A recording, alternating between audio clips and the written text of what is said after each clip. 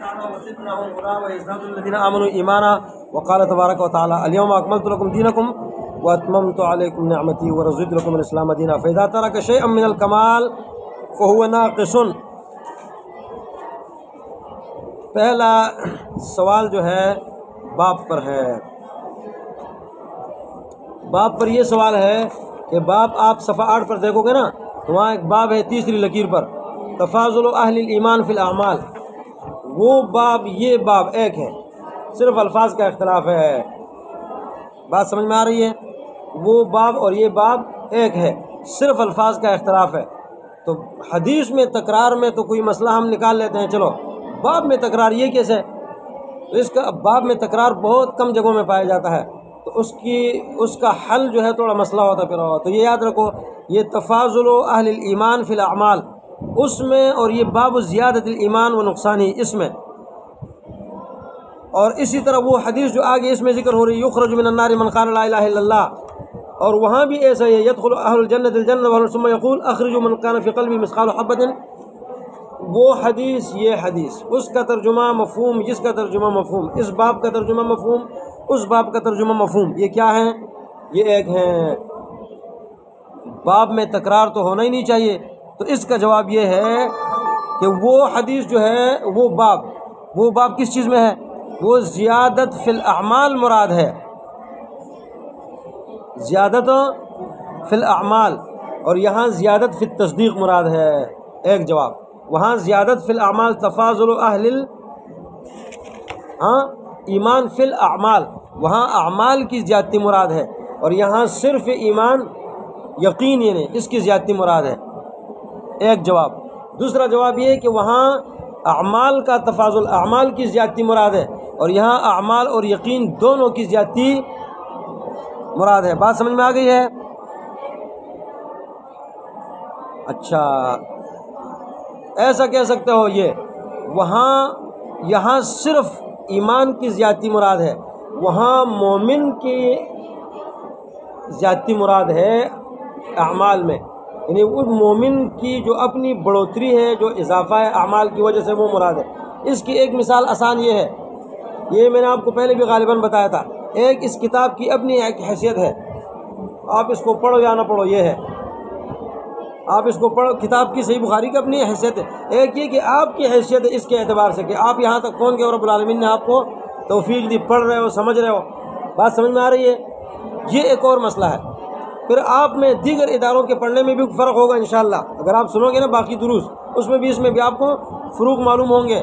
تو انشاءاللہ یہ فروق ہیں، ایک مومن کا اپنا کسی وجہ سے بڑھ جانا ہے، ایک اس چیز کا اپنا بڑھنا ہے، اس کی اپنی حیثیت ہے۔ اس صحیح بخاری کی اپنی حیثیت، زیادت الایمان، ایمان کی زیادت اور کمی، ایمان کی زیادت اور کمی، اور ایک مومن کی زیادت اور کمی ایمان کے اعتبار سے، اس میں فرق ہے۔ یہ بات تو سمجھ میں آ گئی ہے؟ یہاں ایک مسئلہ ہوگا، اس مسئلے میں تھوڑا آپ لوگ پریشان نہیں ہونا کہ ایمان خود کیسے بڑھتا ہے۔ ایمان خود کیسے بڑھتا ہے جب تک وہ کسی میں داخل نہ ہو؟ کسی میں اگر مومن ایمان داخل نہ ہو تو کیسے بڑھے گا؟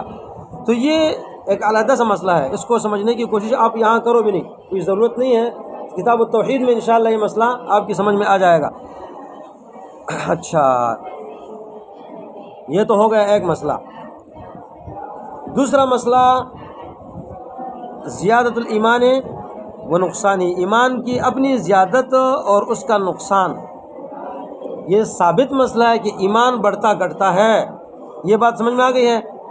اللہ تعالیٰ فرماتا ہے، یہ آیتیں ذکر کی، یہ دلائل ہیں، پہلے بھی گزر چکی ہیں، واضح ہیں بالکل۔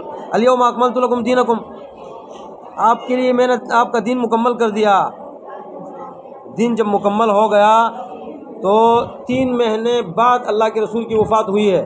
جب 3 مہینے بعد وفات ہوئی ہے تو آیتیں جو بعد میں اتری ہیں اس کا کیا حکم ہے؟ اس کا جواب آسان یہ ہے کہ حلال و حرام کی آیتیں بعد میں نہیں اتری۔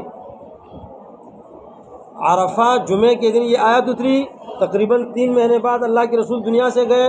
اس دوران جو آیتیں اتری ہیں یا سورت اتری اذا جاء نصر اللہ والفتح واتقوا یوما ترجعون فیہ الی اللہ، تو ان آیتوں کا تعلق حلال و حرام کے ساتھ نہیں ہے، تو یہاں حلال و حرام میں تکمیل مراد ہے۔ اور یا دوسرا جواب یہ ہے کہ ایک کمال ہوتا ہے، ایک اکمال، اکملت لکم دینکم، اکملت لکم اور اس اکمال میں بھی زیادتی ہے، کمال میں بھی زیادتی ہوتی ہے۔ کمال، آپ سب کمال کے لوگ ہو، آپ سب ہو کمال کے لوگ ہو، لیکن آپ میں سے کچھ ہو میں ایک کمال دوسرے میں نہیں، دوسرے میں کچھ کمال دوسرے میں نہیں، ایسا کمال میں فرق ہوتا ہے۔ اکمال میں بھی زیادتی ہوتی ہے، کمال میں بھی زیادتی ہوتی ہے۔ یہ بات تو سمجھ میں آ گئی ہے نا؟ اچھا، دوسرا سوال یہ ہے کہ جب دین کامل ہو گیا تو دین کے کمال سے پہلے جو لوگ صحابہ کرام وفات پا گئے تھے وہ تو ناقص دین پر دنیا سے چلے گئے، پھر دین کامل ہوا تو کمال سے پہلے جو لوگ دنیا سے گئے ان کا کیا حکم ہے؟ اس کا جواب یہ کہ وہ لوگ اس وقت ان کے لیے دین کامل تھا، اس وقت ان کے لیے وہ دین کامل تھا، اس لیے کہ بعد وہ آیا ہی نہیں تھا حکم، کوئی اور حکم جب آیا ہی نہیں تو کوئی مسئلہ ہی نہیں، اس طرح سے ایک حکم فرض نہیں ہوا تو اس نے ادا نہیں کیا تو وہ کوئی قصور تو نہیں ہے اس کا۔ یہ بات تو سمجھ میں آ گئی ہے نا؟ امام بخاری رحمۃ اللہ علیہ کے استاد مسلم ابن ابراہیم سمع من 70 امرأہ، 70 عالمات کا شاگرد ہے یہ۔ اس کا معنی کہ کوئی معلمہ ہے، عالمہ ہے، سبق پڑھا رہی ہے تو کوئی حرج نہیں۔ بعض لوگ سمجھتے ہیں کہ یار امام بخاری کا استاد، امام بخاری کے اس استاد کے استاد 70 عورتیں ہیں، یہ اس سے آپ یہ اندازہ لگاؤ کہ عورتیں دین کا کام کرتی تھیں، کرتی ہیں اور کر سکتی ہیں، لیکن ان سے کام کا مسئلہ ہے، ان سے آدمی کام لے تو دوسرا عورتوں سے پڑھنا، عورتوں کو پڑھانا، اس میں بھی جو لوگ اعتراض کرتے ہیں تو کوئی مسئلہ نہیں۔ امام بخاری کا اے استاد، یہ بہت سارے ایسے ہیں، لیکن اس میں یہ کہ 70 عورتیں عالمات اس کی استاد وہ ہیں، لیکن یہ کمال رب العالمین نے اس میں رکھا ہے نہیں۔ فتنہ اس وقت بھی تھا، شیطان اس وقت بھی زندہ تھا، اب بھی زندہ ہے، بڑا شیطان اس وقت بھی تھا، اس وقت بھی ہے، اور اللہ بچانے والا بھی ہے، یہ بھی ہے۔ یہ جو حدیث میں آتا ہے کہ دیکھو اگر کوئی شخص ہے اور اس کو ایک عورت دعوت دے، ہاں اس میں کیا الفاظ ہیں؟ دعت امرأۃ ذات حسب و جمال فقال انی اخاف اللہ۔ یہ حدیث کیوں ہے؟ اس کا معنی کہ ایسی عورت آپ کو دعوت دے بھی سکتی ہے، لیکن اگر ایسے مرد نہ ہوں تو حدیث کا کوئی فائدہ ہے؟ اس کا معنی ایسے لوگ ہیں، ایسے لوگ ہیں۔ بات سمجھ میں آ گئی ہے؟ اچھا،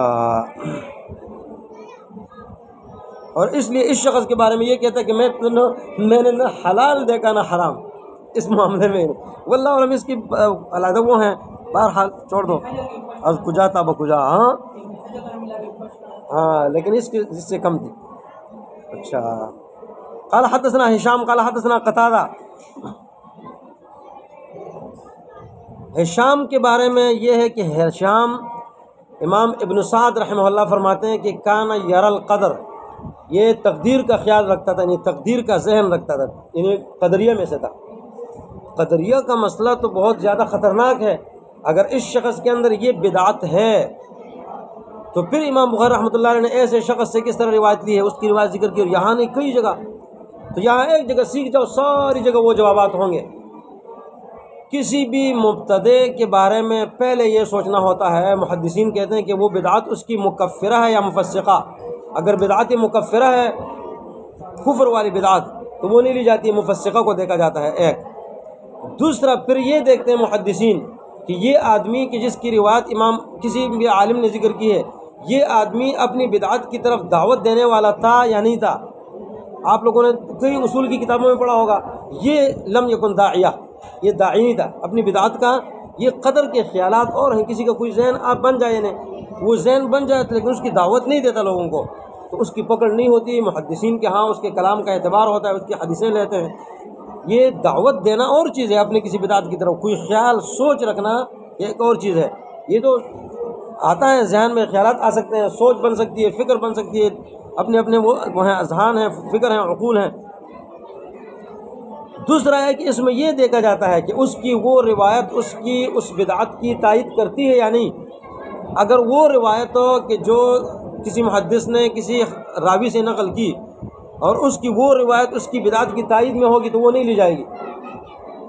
بات سمجھ میں آ گئی؟ یہ داعیہ نہیں تھا لیکن روایت ایسی پیش کی کہ وہ روایت اس کی بدعت کی تائید کرتی ہو، وہ نہیں لی جائے گی۔ یہ روایت اس کی کسی تقدیر کے کسی مسئلے کی تائید وائید نہیں کرتی ہے روایت، ہو تو کوئی مسئلہ نہیں ہے، اس میں کوئی غبار نہیں ہے۔ اچھا، قال حدثنا قتادہ عن انس عن النبی صلی اللہ علیہ وسلم قال یخرج من النار، جہنم سے نکالا جائے گا اس شخص کو بھی کہ جس کے دل میں وزن و شعیرۃ من خیر، جو جتنے خیر ہو، اسی طرح جس کے ذہن میں وزن و برہ، گندم جتنی، برہ گندم حنطہ، اسی طرح وزن و ذرہ، ذرہ جتنا خیر ہو۔ دیکھو یہ مراتب ہیں، شعیرہ تھوڑا بڑا، گندم اس سے تھوڑا چھوٹا، ذرہ اس سے بھی چھوٹا۔ ایمان زیادت الایمان و نقصان ہی، ایمان خود کیا ہے، یہ کم زیادہ ہے۔ قال ابو عبداللہ قال ابان، ابان میں لوگ اختلاف کرتے ہیں کہ منصرف یا غیر منصرف، اس میں راجح بات یہ ہے کہ یہ منصرف ہے۔ امام ابن مالک وغیرہ نے بھی لکھا ہے کہ یہ منصرف ہے، اور راجح بات یہ بھی ہے۔ اچھا، ابان، ابان اس کو غیر منصرف نہیں پڑھتا مگر اتان، محدثین اس کے بارے میں اس طرح کی بات کرتے ہیں، غیر منصرف نہیں پڑھتا مگر اتان، اتان ابان یہ منصرف ہے۔ قال حدثنا قتادہ قال حدثنا انس، امام بخاری رحمہ اللہ نے یہ جو روایت ذکر کی ہے معلق، اس کی دو وہ ہیں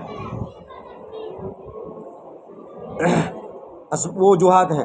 ایک وجہ تو یہ ہے کہ دیکھو قتادہ یہ عن کے ساتھ نقل کر رہا ہے، تو اس معلق روایت میں اس کی تحدیث ثابت ہو رہی ہے۔ قتادہ کہتے ہیں حدثنا انس، حدثنا انس۔ دوسری یہ ہے کہ وہاں ایمان کا لفظ نہیں ہے، وہاں خیر کا لفظ ہے، اور یہاں اس معلق روایت میں خیر کا لفظ ہے۔ یہ بات سمجھ میں آ گئی ہے؟ جب یہ روایت موصولاً ہے امام بخاری کے پاس، امام بخاری کی جتنی معلقات ہیں وہ موصولاً ثابت ہیں۔ جب یہ موصولاً ہے امام بخاری رحمۃ اللہ علیہ کے پاس، تو موصولاً روایت کیوں نہیں ذکر کی کہ یہ روایت، اسی روایت کو یہاں ذکر کر دیتے اصل جگہ۔ سوال کو سمجھو، اس روایت کو یہاں حدثنا مسلم بن قال حدثنا ہشام، ہشام کی جگہ وہ وہاں ذکر کرتے نا، تو یہ ابان والی روایت کی جگہ ہشام والی روایت کی جگہ ابان کی روایت ذکر کر دیتے، ویسے بھی موصولاً ثابت ہے، اور اس میں تحدیث بھی ہے، اور اصل مسئلے کا اس بات بھی ہو رہا ہے اس میں کہ اس میں ایمان لفظ ہے۔ بات سمجھ میں آ گئی ہے؟ تو اس کا جواب یہ ہے کہ اصل میں امام بخاری رحمۃ اللہ علیہ یعنی وصل اور تعلیق، اس کو چھوڑ کر اس کے علاوہ امام بخاری رحمۃ اللہ علیہ کس چیز کو دیکھتے ہیں؟ راوی کے اتقان کو دیکھتے ہیں، اور ہشام اتقن ہے من ابان، ہشام یہ اتقن راوی ہے، یہ مضبوط راوی ہے ابان سے، اگرچہ اس میں تدلیس ہے، تدلیس کا اور مسئلہ ہے، لیکن وہ ہے اتقن۔ امام بخاری راویوں کے ثقاحت اور اس کو دیکھتے ہیں، لولا الاسناد لقال من شاء ما شاء، یہ حالت ہے کہ وہ ہے۔ بات سمجھ میں آ رہی ہے؟ تو اس اتقان کی وجہ سے اس کا وہ ذکر کر دیا۔ یہ بات سمجھ میں آ گئی ہے؟ اچھا، الآخری قال حدثنا حسن بن الصباح قال سمع جعفر بن عون قال حدثنا ابو العميس اخبرنا قيس بن مسلم عن طارق بن شهاب عن عمر بن الخطاب رضی اللہ عنہ۔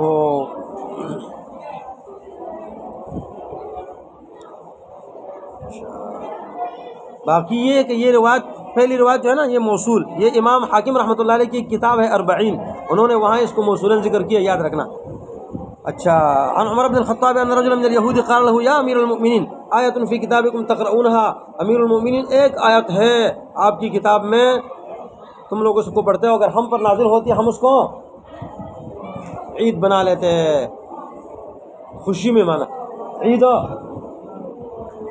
اچھا، عمر رضی اللہ عنہ فرمائے کون سی آیت؟ کہا یہ آیت، یہ کمال کی باقی تمام دینوں میں یہ چیز نہیں ہے، اس دین میں ہے کمال۔ باقی تمام ادیان اپنے وقت میں کسی طرح کامل تھے، لیکن اتنے کامل نہیں تھے جس طرح یہ دین ہے، تو یہ کمال کی آیت ہے۔ جو سمجھتا ہے کہ دین کامل نہیں ہے، بعد میں کسی نے کوئی چیز اس میں داخل کی، تو یہ کتنے کمزوری بات ہے، خوشی کی بات کو غم میں تبدیل کرنا، وہ یہ کامل دین ہے۔ یہودی بھی اس کو سمجھتے تھے، اور اس لیے امام ملا علی قاری رحمہ اللہ فقہ اکبر، جو امام ابو حنیفہ رحمۃ اللہ علیہ کی طرف منسوب کتاب ہے، اس کی شرح فقہ اکبر کے صفحہ 11 پر لکھتے ہیں لا نحتاج فی امر الدین الی شیء خارج من الکتاب والسنہ، ہم دین کے معاملے میں کتاب و سنت سے باہر کسی چیز کی طرف محتاج نہیں ہے، دین کے معاملے میں کسی اس کی طرف محتاج ہو نہیں ہے۔ تو یہ کمال کی بات ہے، لوگ ہیں اچھے لوگ بھی ہیں، سمجھدار لوگ بھی ہیں، تو اللہ تعالیٰ فرماتا ہے الیوم اکملت لکم دینکم، کہا یہ آیت، عمر رضی اللہ عنہ فرمایا کہ مجھے پتہ ہے یہ تو دو عیدوں کا دن تھا. عرفہ کے دن آپ کھڑے تھے اور جمعے کا دن تھا. جمعے کا دن تھا. جمعے کا دن بھی عید کا دن ہوتا ہے اور عرفہ بھی عید کا دن ہے. ایک انتہائی فضیلت والا. یہ تو دو عیدوں کا دن ہے، اس میں کیا وہ ہے؟ اچھا، آیات سے استدلال امام بخاری رحمۃ اللہ علیہ کا واضح ہے، اس مسئلے میں بالکل کلیئر ہے. ہاں، جتنا کم تو اتنا ناقص. تو ناقص پر صحابی کا اعتراض آئے گا کہ صحابی جو پہلے وفات پا گیا کوئی مسئلہ نہیں ہے، اس کے لیے کامل. اس کے لیے کامل. باب الزکوٰۃ من الاسلام.